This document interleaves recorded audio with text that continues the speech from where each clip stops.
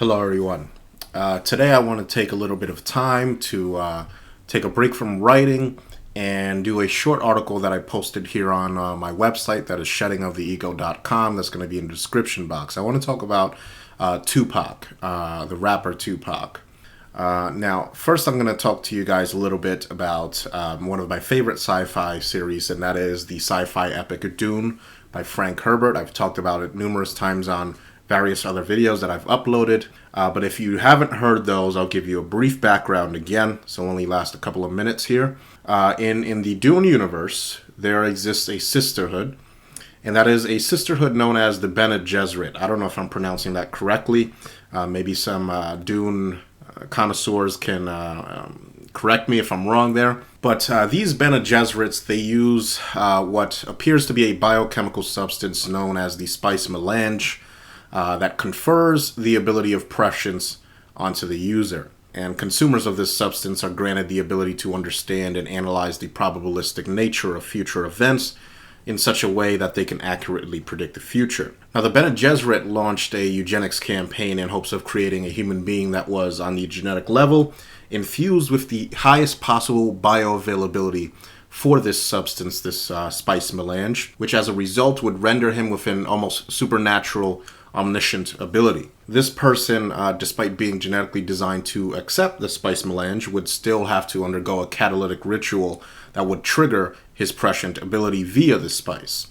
And the ritual, which was called in the Dune universe consuming the, quote, water of life, consisted of taking a large amount of highly purified spice melange that, bordered on overdose, so he could die as a result of taking this. But if he survived, he would become this, this prescient being, a sort of post-human. And the name for this post-human, this superhuman, or whatever you want to call it in the Dune universe, was the Kwisatz Haderach. And that's translated to the shortening of the way. And that's most likely derived from Frank Herbert's interest in Hebrew and Judaism and all of that, as well as other Semitic cultures. I know there was a lot of emphasis on the Arabic culture as well. I remember, if you do know the series, Paul Muad'Dib, his sister was named Ghanima for the Arabic spoils of war. So that comes from the Hebrew, and I don't know how to pronounce that. That's Kwisatz Haderach, literally, which is translated literally as the leap of the way. But this being, this Kwisatz Haderach, was capable of these amazing feats of both physical and mental prowess. But if he did not survive this water of life ritual, the penalty was, of course, overdose and thus death. The Bene Gesserit were essentially predecessors of the Kwisatz Haderach, and that is genetically inferior versions of the Kwisatz Haderach that could also undergo the water of life ritual and survive, coming out on the other side as prescient beings as well, but never to the degree that a Kwisatz Haderach could attain. Now, the Bene Gesserit, who would sometimes call themselves or refer to themselves as Reverend Mothers, and the Honored Matres came along in the later series of Dune, but that's besides the point. These Reverend Mothers, these Bene Gesserits, would occasionally stumble upon what they referred to as a wild Bene Gesserit. And that was a woman that, without the knowledge of the Bene Gesserit or the ritual of the water of life, would undergo the process, the taking of the water of life, sometimes completely by accident, and survive, thus conferring onto her all of the prescient benefits therein. And the Bene Gesserit regarded these women with amazement, right, expressing shock that they achieved in a state of what amounts to pre-literate ignorance what would take the Bene Gesserit centuries of study to understand and implement within their own ranks. It would be a bit like the organic chemist who happened upon the Amazonian indigenous tribes that happened to have figured out somehow all of the native hallucinogenic plants, including the fact that they had to be ingested with an MAOI inhibitor, and all of this really advanced knowledge of hallucinogenics with no knowledge of chemistry whatsoever. While I certainly do not regard us red pillars and MGTOWs as some kind of superhuman or anything silly like that, I think that there's something to be said about what I would refer to as the wild ones. That is the men who all on their own discover the red pill and swallow it, whilst being completely ignorant of the cyber lighthouses that we've managed to erect on the internet for the men that, you know, may know that there's something wrong but can't quite place what it is, and need the type of language that we have assorted or assembled here in order to understand what it is that's going on.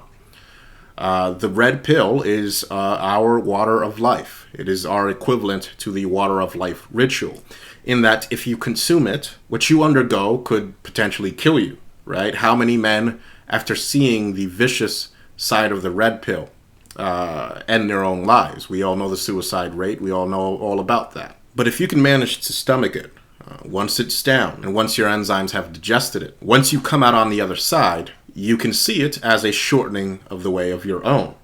You can see it as a type of wormhole to distant realms that would take you light years to arrive at on the streams of blue pill consciousness, with all of its slow, chemically propelled gynocentrism. It allows you to travel light years in days, mentally speaking, of course. Now, the following video shows what many consider to be one of the most influential rappers of all time. That's Tupac Shakur, in different stages of what many MGTOW would call red pill consumption, and I'm going to play that for you right now here. Seen guys speak to women with this much respect, and I deplore that. My mother is just totally, I grew up, my mother raised me, so I have this much respect for women, and I fight often because of that. And it gives me a lot of friends. I mean, I get a lot of friends, but I get a lot of friends because I have respect for women, ultra respect for women. But then, like I was liking this girl in Tam, and I'm extra nice, you know, extra gentleman. I'm extra just like, oh, you're beautiful and you deserve the best. And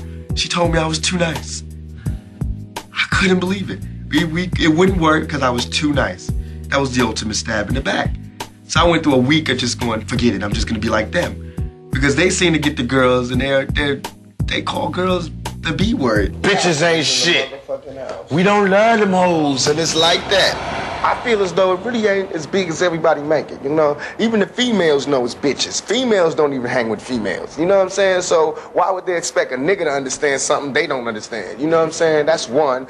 Two is that these bitches is like boss. She out there handling her business. She ain't saying, why you call me bitch? She clowning, you know, and that's what you do. That's how you show and prove. Bet no nigga gonna fuck with her. If you call yourself a bitch, who can call you a bitch? Niggas need to stop giving these bitches all the attention. That's why niggas is dying now.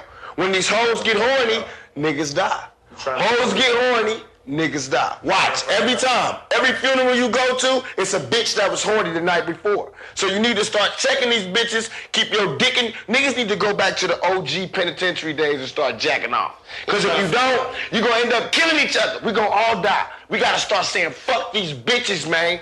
If you fucking with a cool female, that's all good. But if you fucking with a bitch, you need to break her ass and shake her ass. Now, in the beginning of the video, he's experiencing what I like to call the shock stage. Here is Tupac, a man that is seemingly very, very excited about pouring out as much of his love, or you know, love for lack of a better word, as much of his love and affections onto female kind. This is a man in the most deepest stages of male mother need. He is amazed and intrigued by women. He sees them as gentle, as kind, as nurturing and infallible.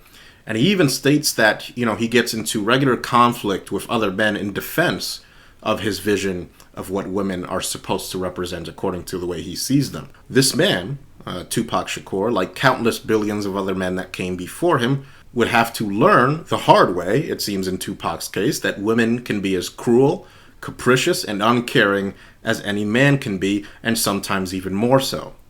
And frankly, you almost pity Tupac here in the beginning of this video.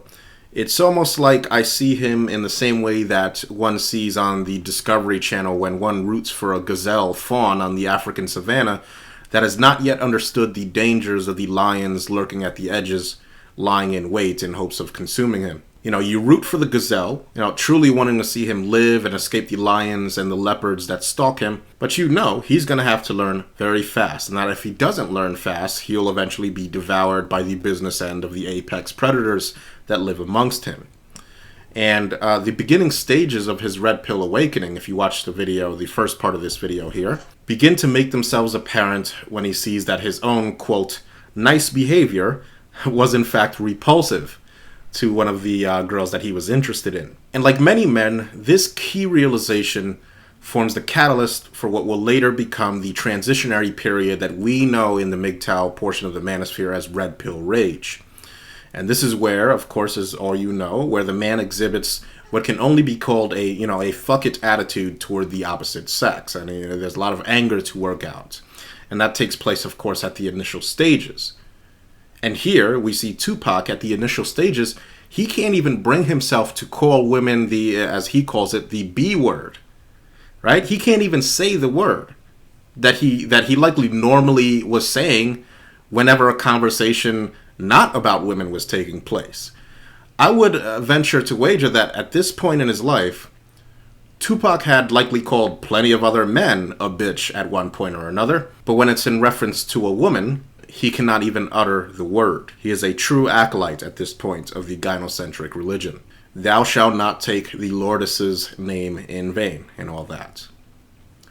Now later in the video, at about the 50-second mark, what do we see then? Right? We see that now Tupac has progressed into full-on red-pilled rage, right? You can even hear him. Bitches ain't shit. We don't love them hoes, right?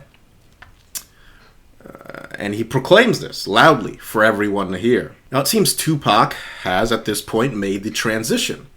He has seen enough hypergamy to have concluded that everything he has been told about his religion was a lie, and it pisses him off. And I think that this is the genesis of red pill rage. It comes not necessarily from any hatred of women.